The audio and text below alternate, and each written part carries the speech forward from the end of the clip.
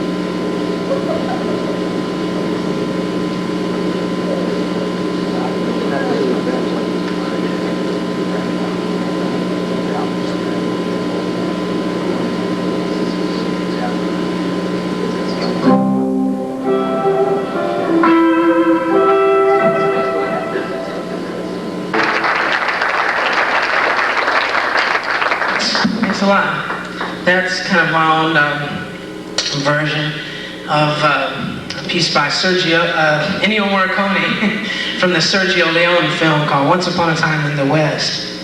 And the reason I like that song a lot, I like to play it on guitar, is that the original instrument that was doing those melodies was a voice, but it was a voice not singing words. It was, I don't know that there's a classical term for it, excuse me, where you're just singing notes and not words. And actually there's one concerto in the literature by a composer named Glier.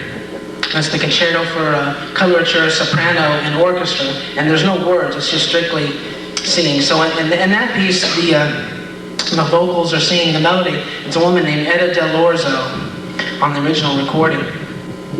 And again, that kind of relates back to me not thinking about guitar like guitar, but more like a lyrical instrument of any kind, vocal, violin and stuff. And the challenge there is to try to bring an expressiveness to it that is reminiscent of a vocal quality. It's kind of a challenging piece to play to make it come off with the expressiveness that it did in the vocal rendition. And a lot of the way I'm doing that is through my use of the vibrato bar. When I play a song like that, I keep the vibrato bar in my hand at all times, and it's loose because otherwise, it would be distracting if it was tight. You wouldn't be able to move freely. But in this case, it's really loose. And I use the vibrato like that because if you think about it, when most people play guitar and they do vibratos, they play a note, and when you vibrato, you're bending the pitch up from the initial note. You're hitting this note, and then you're going up in pitch from the original note. Or say a popular bend is that blues like there's a reason I think that's become popular, is because when people play most notes, they play that they're bending up in pitch. But the reason that one lick and position is so popular, and it's used in just countless solos when people go there and beat, is because what's happening is you're bending up to this note, but you're vibratoing down in pitch.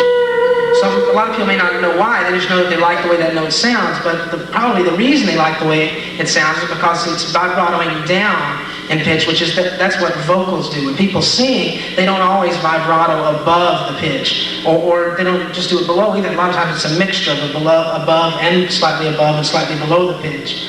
And so that's why people favor that bend. I think it's become such a popular bend in rock and other musics, and probably, some people know why, but a lot of people probably never even knew why. They just thought it sounded good.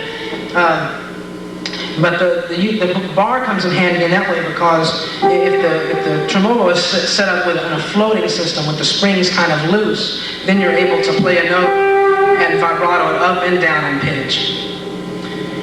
One thing people might think, well, maybe if I push it up and then push it down, it'll go up and down in pitch.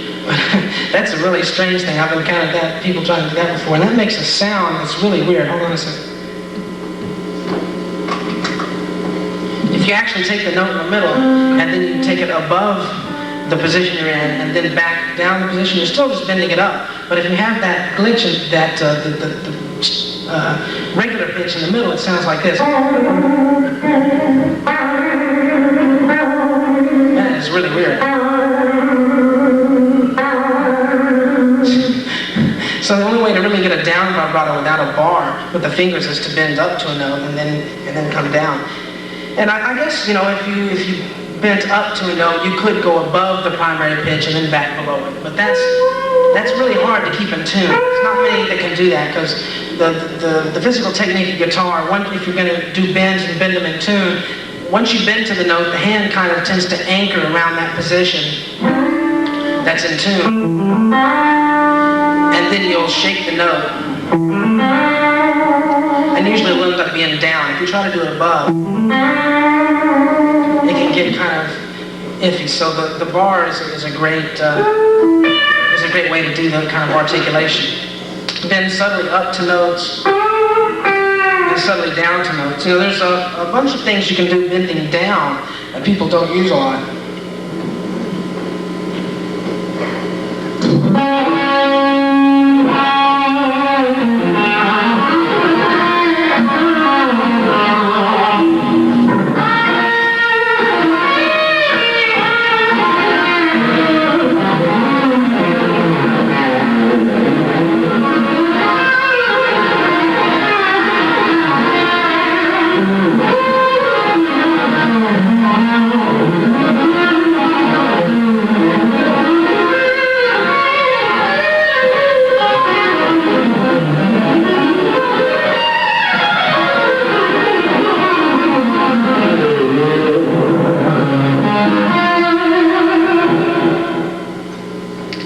That was an example of playing different licks using the bar, not so much for the vibrato aspect of it, but just to bend notes down, just to have kind of a synthesizer sound that's associated a lot of times with the playing of Jan Hammer. The synthesizer player used the pitch wheel a lot. It's really great at doing that. Played on records with Beck, and then Beck in turn is kind of known for this licks where he goes.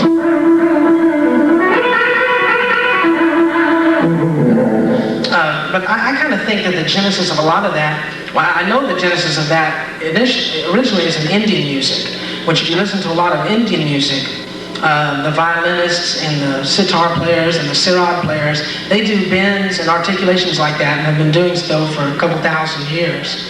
And one of the first guys in Western music, contemporary Western music, to get into that was John McLaughlin with a scalloped fretboard. And actually, when Jan Hammer played with Mahavishnu Orchestra, I think it was from John McLaughlin that he actually got the idea for those bends first. And I think probably that influenced Beck. So it's a thing that's associated with Beck a lot, who's, wonderful musician, but I think the real genesis of that kind of bending would be through John McLaughlin, through his influence in Indian music. Also, I want to remind y'all that there's just a lot of things, that I can't cover today as far as, especially in different guitar playing techniques. I'll be glad to answer any questions you might have.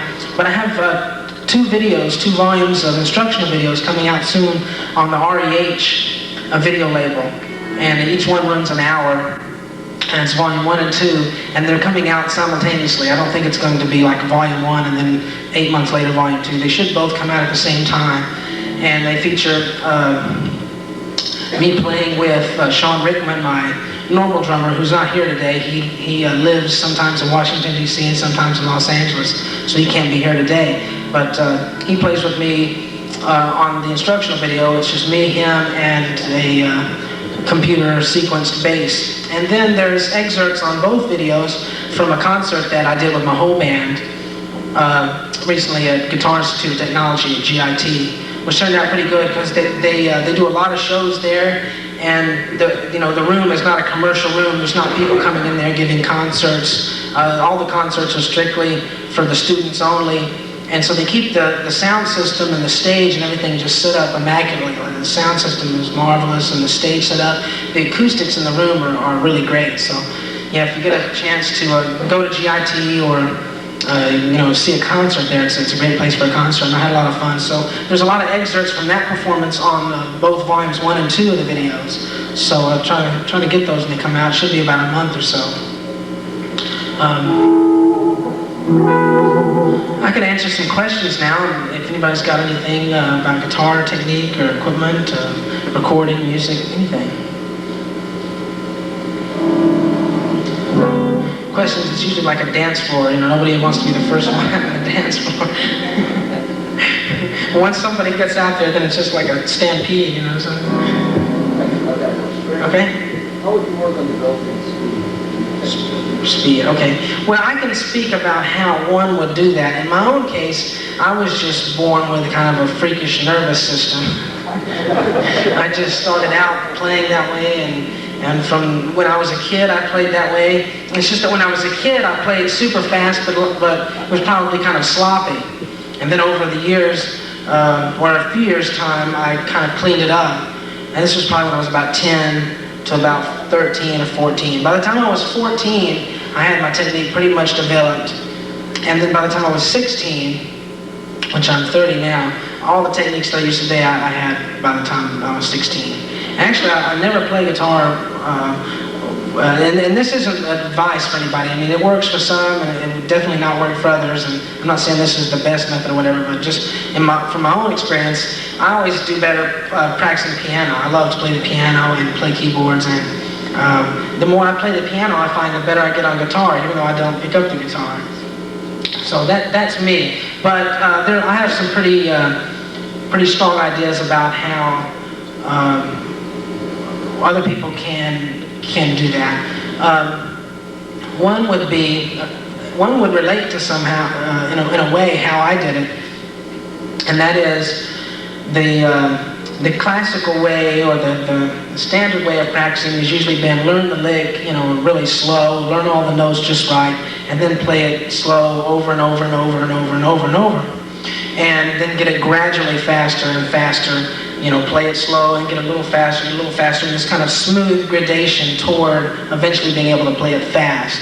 But I think what happens psychologically, especially if you practice something too much, you end up getting kind of a mental block on playing it slow and never getting it to a certain fast speed, because the way the brain works, and you just play it too many times so slow and you work up to it, a lot of times it can be a hindrance. So what I did, and what I would suggest to people, is to just fracture the process. When you get a little faster, and then just totally break with the continuum and jump up into some speed that you can't play at all. Try it at a speed that's way above where you could play it slow. Just go for it. It might be completely sloppy, but then you're trying to clean it up over time, and it's a little different mental and physical process, rather than going from one mental process of playing it slow and getting it gradually faster. You approach it from the way of playing it fast but sloppy, and gradually learn to clean it up. And so I find it you can come from another direction and achieve a lot sometimes that way, you know. And also a good thing would be to practice different, and I get into this a lot in my instructional video, practice different rhythmic groupings, or what would one call them? Bytes of information, or kernels of information. And what that would mean would be rhythmic fragments, different rhythmic fragments. Like things that would be, a rhythmic fragment would be in sixes, would be 1, 2, 3, 4, 5, 6.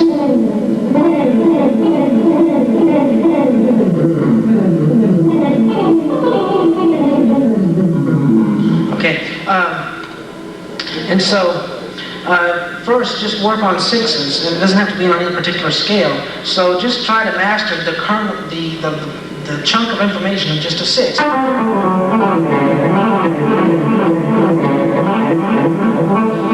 You can do them forward across the neck like that, or you can do them backwards.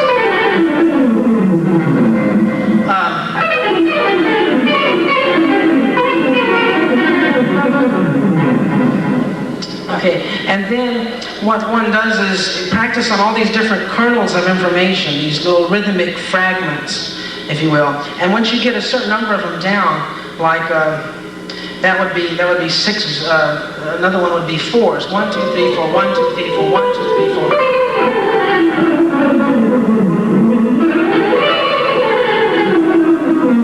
So that's fours. Okay, now I can do something putting the fours and the sixes together.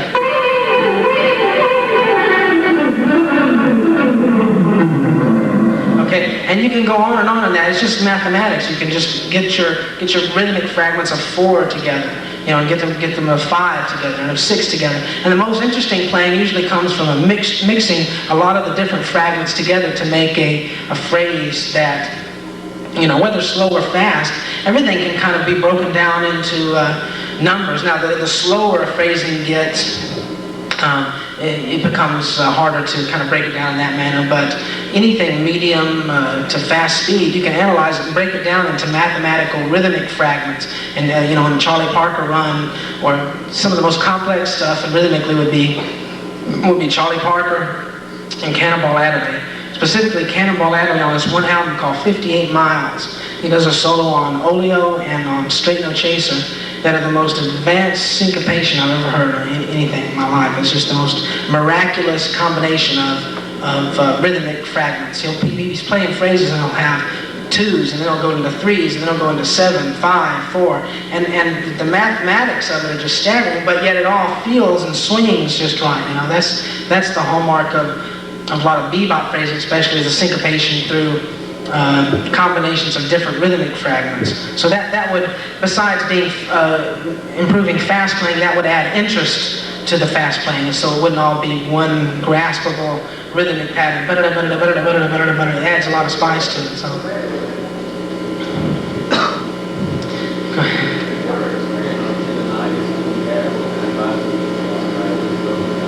Tendonitis.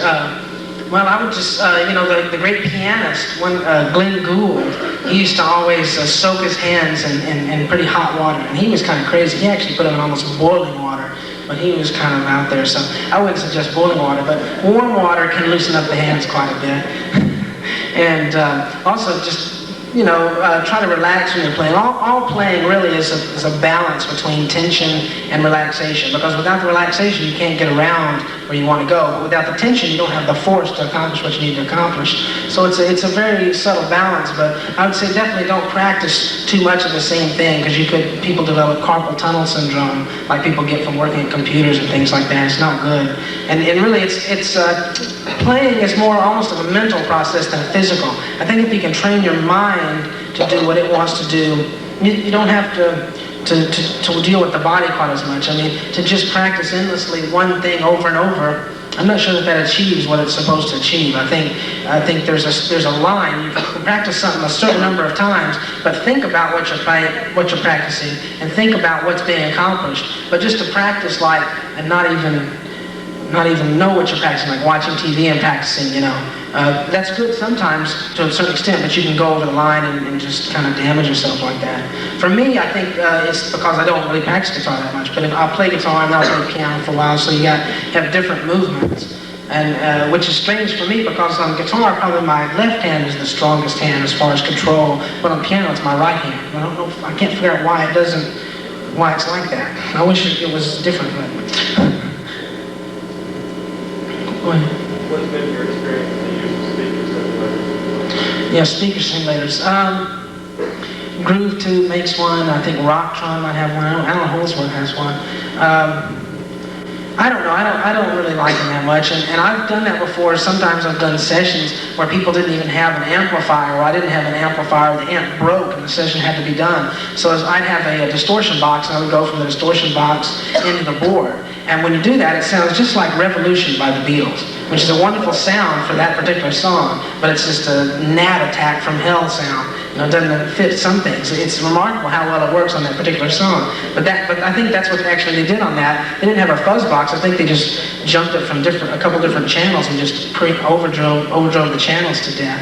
But you can actually get a pretty good sound. Really, you don't even need a speaker emulator. If you want to experiment with that process, you don't really need to spend the money on a speaker emulator. Just go into a distortion of any kind, go directly into the board, and then you need to have an EQ, pretty good EQ on the board, or either put a graphic in line or a parametric in line, and you can actually eventually get out a lot of the unpleasant frequencies and get a pretty good guitar sound. It doesn't quite have the life of something where the speakers are moving the air. It doesn't have the same kind of intensity, but in some instances it might actually be better. And direct is what people use for a long time for very clean sounds, you know. Luther, you know? You were talking about the vibrato notes. Do you do a lot of scale substitution, or what do you got on? Well, I don't know. I think for that kind of theory, which is a great tool of use to a lot of people, you'd probably have to turn to someone like Gambale or Scott Henderson, something like that. It's coming from a more theoretical standpoint. You can analyze my playing after the fact and probably come to a particular theory about it, but I don't really think about it so much. I know a lot of different scales and positions and everything, and I really actually now I just try to kind of forget it. And I really don't really play in any one scale that much. And I find the longer I play, the more I switch positions a lot. And so I don't, there might be 2 or 3 notes that you could say is one scale, and another 2 notes that would be another scale, another 2 notes. So one passage could be 15 different scales, and it becomes kind of cumbersome to try to describe that theoretically. So I don't really know what the answer to that would be.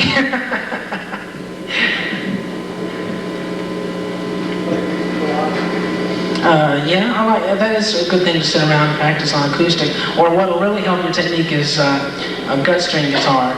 If you play with a pick, which, McLaughlin does a great job of that. I mean, a lot of purists say, oh, you have to play with the fingers or fingernails or whatever, but it can be played with a pick. And if you can get a lot of stuff happening on a gut string guitar, then an electric guitar is just like nothing after that. Because something about the way the strings are and the tension and the shape of them, it's incredibly hard to play on.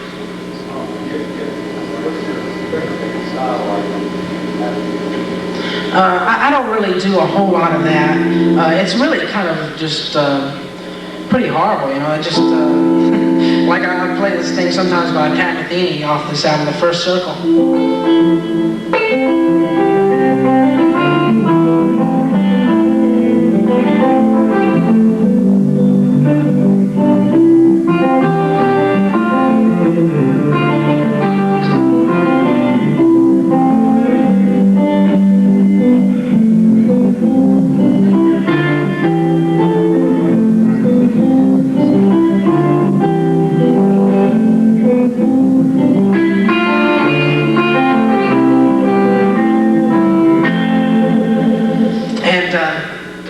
So I get through things like that a lot, but that was actually just using the pick and one finger, which is a technique I wouldn't recommend. It's just like ridiculously not good. But for me, it works. I kind of just, by force of will, almost make it work, which is a strange thing. That relates in a way to the way Liszt sometimes taught piano.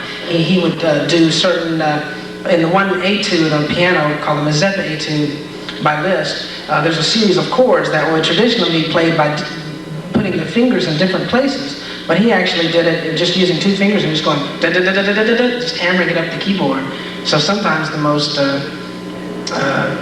bastardized technique is the thing that works. And that works for me, but I wouldn't recommend it for anybody else. Sometimes I play this McLaughlin thing that I think I probably use the same on that too.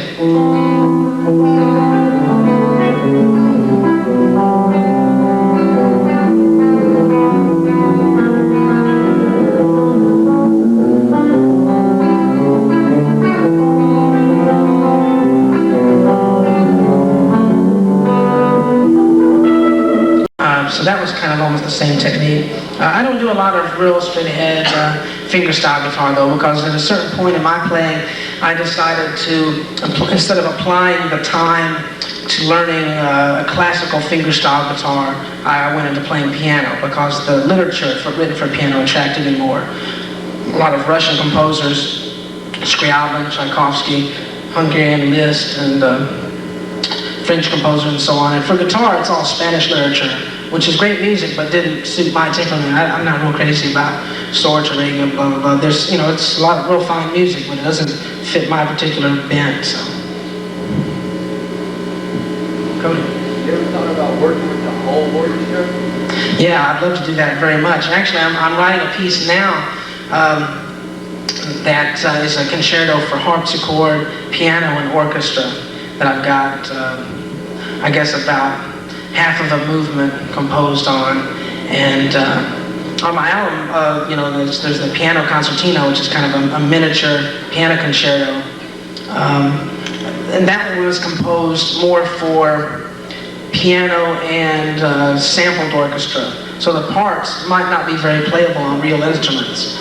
And it was intentionally that way, but some of the new things I'm writing in the classical realm, I'm writing them to where it's kind of both. They work for the sampled sounds that I'm using when I'm writing them in the conception of the thing, but also the parts are all very playable by humans. So this time with this particular concerto, I'm really going to shoot to try to get some performances by some regional symphony or some independent college new music group or something like that. So I'm definitely going to pursue that real soon.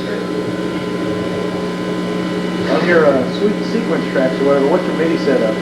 I couldn't find it. What's your MIDI setup on your computer sequence stuff? I use Mac Plus with just 1 meg internal RAM and 40 meg hard drive, and opcode Vision for the sequencing program, which I think is about the best sequencing program around. There is one pretty big flaw in it, to my mind, and it's a shame because the rest of the program is so awesome, and that is it doesn't automatically transpose what the sequences to written music form. Some other programs do that. I think Cubase, Steinberg Jones does that, and maybe a few others, but I don't like their features as well.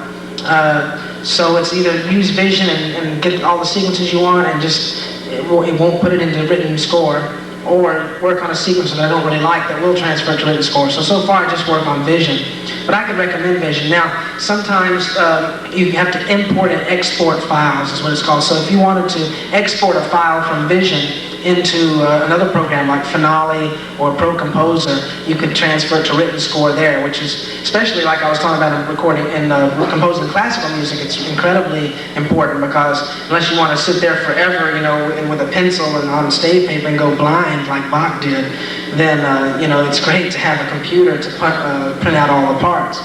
But I haven't really found a solution with Vision, because when you export to Finale and some of the other programs, the music gets all jumbled and it doesn't pick the best way to transcribe the music, I guess would be the word. Because in writing music to conventional notation, there's a variety of ways that one could write the same exact passage. And for some reason, the computer always picks the most obscure and ridiculous way of writing it out. So they haven't got quite that part of it down. But an important piece of advice that I could give, that I wish that I would have known when I was getting into using computers for music, is make sure you get a computer with a lot of internal RAM. because your storage is something totally different. You can always upgrade that, and sometimes you can upgrade the internal RAM on a computer too, but a lot of times the chips required or discontinued are real hard to get. And that's where mainly your numbers of notes and your amount of memory for your sequenced stuff comes from, is the internal RAM. The hard disk is just the storage capacity. And like in my case, I only have 1 megabyte internal RAM, but I have 40 meg hard drive. But I'd rather have 2 meg internal RAM and 20 meg hard drive because you know, you utilize that much more, the internal RAM. So I wish I'd known that. Something not sure whether it be biography or theory that you would suggest a must read for people in music. What was the very last bit for what? Just what are some books, whether it be biography or theory, that you would recommend as a must read for just good reading?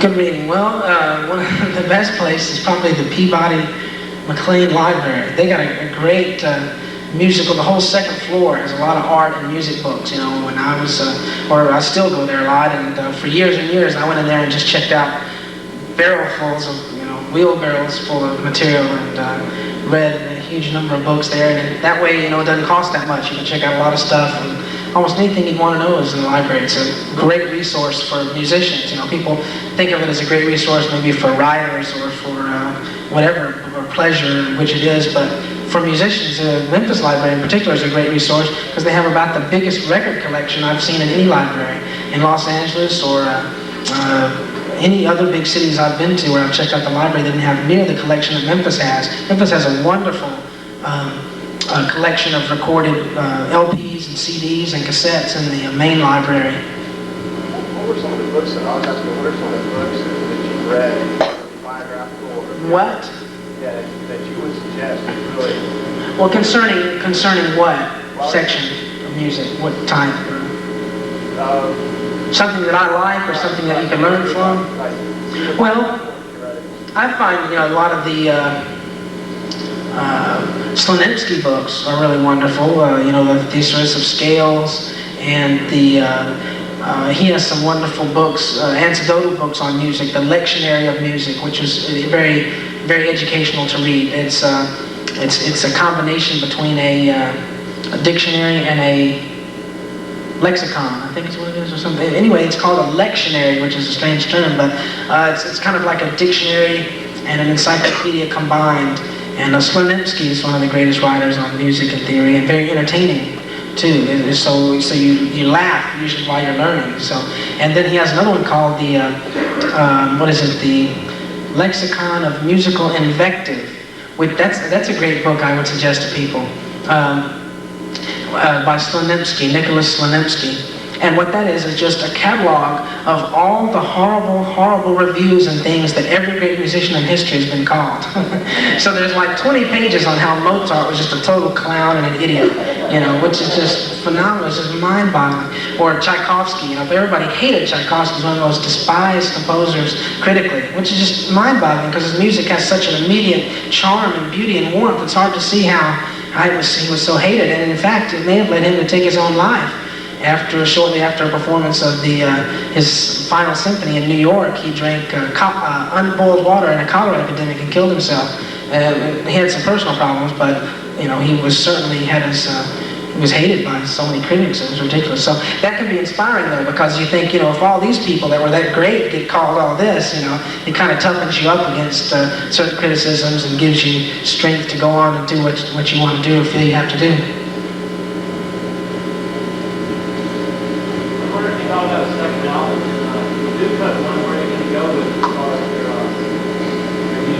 I think, I'm going to do a second album for sure, and you know, the re-release of the first album, which it sounds a lot different. There's different versions of a lot of the songs on there and different mixes. So I've got some, you know, we're going to try to push that. I'm going to tour in support of that and see what all that does. But I'm definitely going to do a second album, and the direction I'll probably go in actually is kind of a commercial rock direction, because as a result, I got out a lot of the things that I wanted to say in fusion and jazz on this first album, and as a result of being in California and working with Andy Johns, this producer that I worked with on the re-recording of a couple songs on the first album. It's going to be on the new re-released version of it.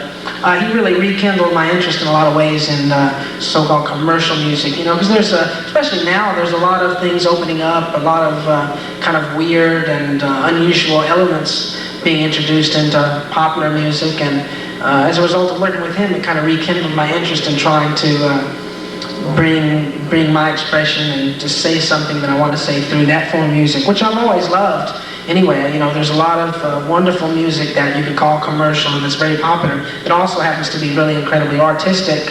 I guess that would be the model for what I would try, you know, to achieve, would be to try to achieve something that's somewhat artistic, but in that form. So it'd probably be that. But then I'll probably have, you know, at least a piece or two of something very strange. More questions? Do what?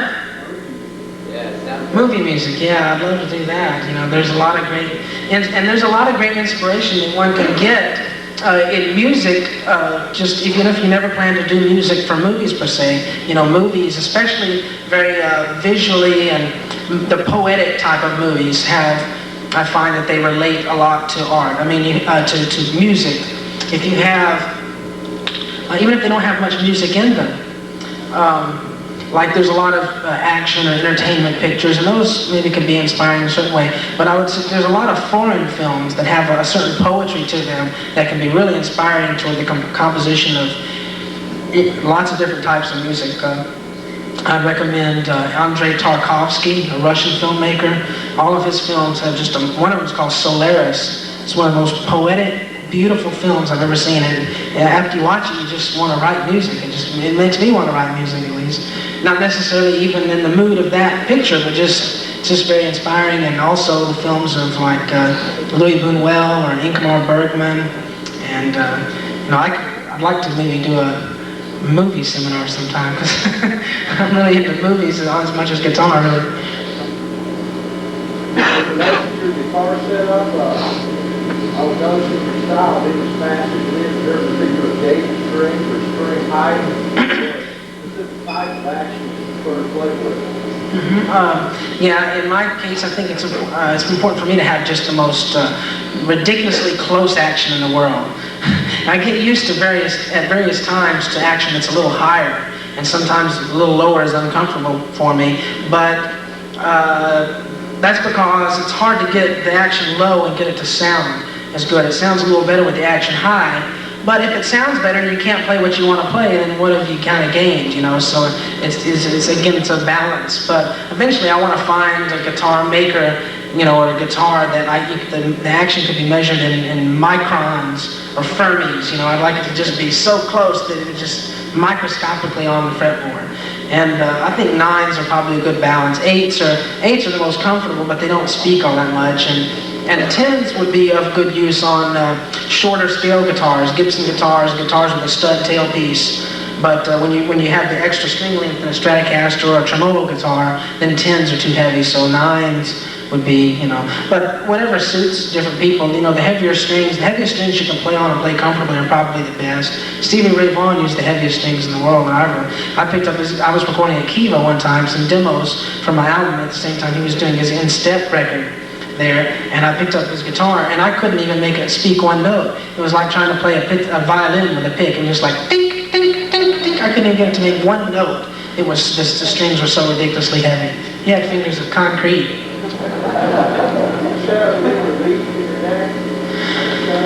Yeah, that's pretty important. I think the flatter the better is my opinion on the thing. You know, there's a certain amount of curvature. Some people recommend it kind of back and forward, but to me, the flattest it can be is the best. And also the fingerboard, I like it to be planed very, very flat. Which right now I'm playing this Charvel guitar, which I endorse currently Ibanez guitars, and that's a custom Ibanez guitar that they built for me. But I haven't had the occasion to use it today because today I just wanted to really use the vibrato guitar, and that's a locked tailpiece, or actually just a stud tailpiece guitar, no tremolo, and I wanted to use tremolo today, but that guitar has a very, very flat fingerboard. They made that one to where it really does play really nice, and hopefully they're going to make well, they will make another tremolo guitar soon for me, and hopefully come out maybe with a line of guitars to my own specifications in the Ibanez name. Because I think it would be good because, I mean, I'd like it to happen for, you know, for it to happen, but I think it would be good for other people too because it would put kind of a different style of guitar out there. I think people are kind of tired of just, so many guitars are just the same now, you know, so hopefully I can influence them to put out something kind of different. Let's play. Play? Well, let me see.